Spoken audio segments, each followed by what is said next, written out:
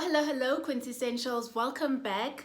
My name is Pawsy. Today I will be talking about imposter syndrome. I'm sure you've probably heard this term before, and I think it's starting to gain momentum in circular language. What is imposter syndrome? How do you know you have it? How do you overcome it? And what are the different personality types that fit into this definition of somebody who has imposter syndrome? I think this is something that's very relevant, and it most probably you will see that you fit into one or two or three of these 5 personality types named under imposter syndrome. So please do tune in as we tackle this topic. Quintessential, what exactly is imposter syndrome, and how did I actually discover that I suffer from imposter syndrome? By definition, imposter syndrome is when you don't believe that you are worthy of the accomplishments that you have attained. This could be based on negative self-talk, self-doubt. It could be the voices of other people. It could be how you were raised, where you may have found yourself having to constantly prove your worth, whether it's to your parents, your teachers. There's a cognitive dissonance between your thoughts about yourself and the discomfort that you feel and the anxiety that exists between the two, when the two are not aligned. It can also be based on the expectations that you hold for yourself, not connecting with the goals that others, or the expectations that others have of you. Imposter syndrome is literally feeling like an imposter in your own body. You feel like you are undeserving, you are unworthy, and it can actually be paralyzing. I realized that I had imposter syndrome when I was confronted by a lot of negative thoughts after receiving negative feedback from one of my academic supervisors. I'm currently working on my master's in African literature. I have an honors degree in creative writing and I have an honors degree in journalism. I have a different understanding of how things are done. I don't want to do a master's degree in public relations. I wanted to do something different because I generally love storytelling, I love writing, I love creative writing, and I thought this master's in African literature was going to speak to those desires of telling African stories, writing African stories in a creative, informed, from a knowledgeable perspective. I really struggled a lot in preparing for this proposal. Because my academic profile was from journalism, from PR, and from creative writing. Writing the proposal was extremely challenging, and receiving the feedback was even more trying. And generally, I'm somebody who can take negative feedback. I'm someone who can take negative commentary or constructive criticism, let me say, not negative. For some reason, this time it really was a struggle for me to progress, because every draft that I submitted to my academic supervisor was literally torn into pieces.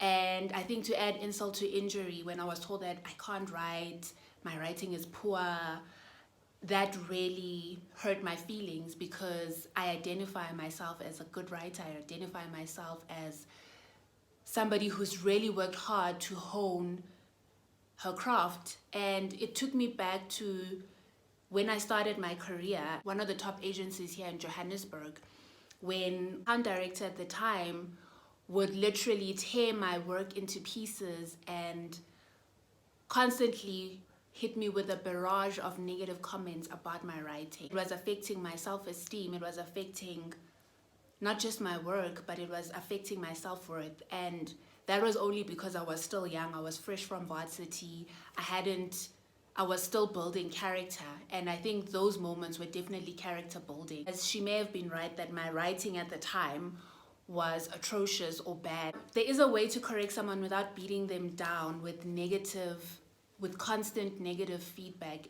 And feedback from my academic supervisor really took me back to those days as an intern, as an account executive, starting my career and being told that I cannot write. And that triggered the resurgence of this imposter syndrome. There are 5 different personality types that fit into the imposter syndrome.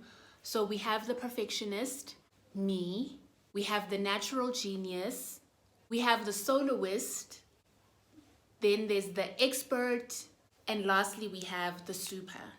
So the perfectionist focuses on how things are done, and if things are not done according to certain expectation, then it's automatically the assumption is the output is a failure, basically. When I write an article or when I submit a chapter for my thesis, I believe that it has to be perfect before I send it in. And by the time I'm getting feedback from my supervisor to say that it's below par, it makes me feel like crap, really, because I've put in the effort, I've done the research, I've done the reading. Perfectionists focus on the 1% that is right and not the 99% that the 1% that is not right, not the 99% that is actual perfection. Even when receiving feedback from my academic supervisor to say, okay, your work is improving, but you need to focus on 1, 2, 3. This can be improved. So instead of focusing on the fact that she's saying my work is improving, I'm the type of person that will be like, oh my gosh, she's giving me more negative feedback, meaning I'm still not getting this. I'm still producing less than, therefore my submissions are basically a failure. Actually be paralyzing, and it can actually stop you from accomplishing your goals because you're so focused on being perfect. It's impossible to be perfect. Nobody is perfect. Even your mentor can never be perfect, but it's important that as perfectionists within this imposter syndrome complex, we understand what is happening. Step back, assess the situation, and not allow ourselves to be paralyzed with fear, because that's usually the next response is, I become so paralyzed with fear, I can't think, I can't write, which creates more delays, more stress, more anxiety. And I find myself inside my head more than I should, which then again perpetuates this negative cycle. The second personality type to fit into the imposter syndrome complex is the natural genius. The natural genius will focus on the how and the when. So it has to be easy, it has to happen with speed. If it doesn't happen in that way, then they automatically assume that it's a failure and they abandon the project completely.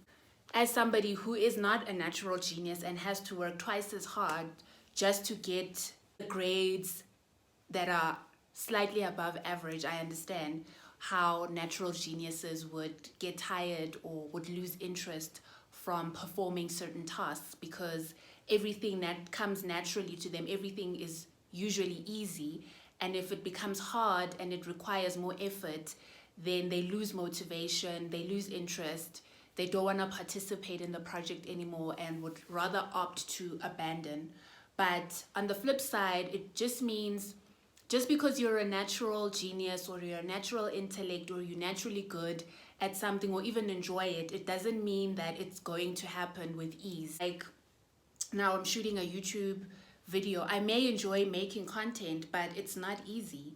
And being consistent is very important for my channel to succeed. It's very important for my business to succeed, because this is one of the ways that I am profiling myself and I'm profiling my business, and I'm equipping myself with presentation and speaking skills so I can get to the level where I need to get to. Giving up is not an option when things are not easy. You have to push through, and honestly, practice definitely does make perfect. It's a tried and tested methodology, and natural geniuses just need to tap into that persevering spirit within them and see a task through to the finish. The third personality type is the soloist, and I think I also fit into this category. The soloist is more concerned with who does the tasks and how much you know and how much can you do. The part where I feel I fit the most in is the soloist does not ask for help. Asking for help is seen as a sign of weakness. So if you are a soloist, then you like to do things on your own, you don't want to ask for help, and usually you want to take the glory for yourself, because you want to say, I did this, I didn't need anybody's help, I can do this. One thing that I have learned as an entrepreneur is that asking for help is one of the strongest qualities that you need to survive. You cannot survive as an entrepreneur outside of a community. You need your support system, which is your family, and then you also need your ecosystem. And within that ecosystem, you need other entrepreneurs that can help you, that can push you, that can motivate you, that can encourage you, that can provide you with knowledge and skill to grow and to improve. So riding solo is important for certain aspects, but you have to be able to ask for help. Asking for help is not a sign of weakness. It is actually a sign of strength. And that is something that I'm constantly having to learn. The fourth personality type within the imposter syndrome complex is the expert. I'm also an expert. I think I also fit into this category as well.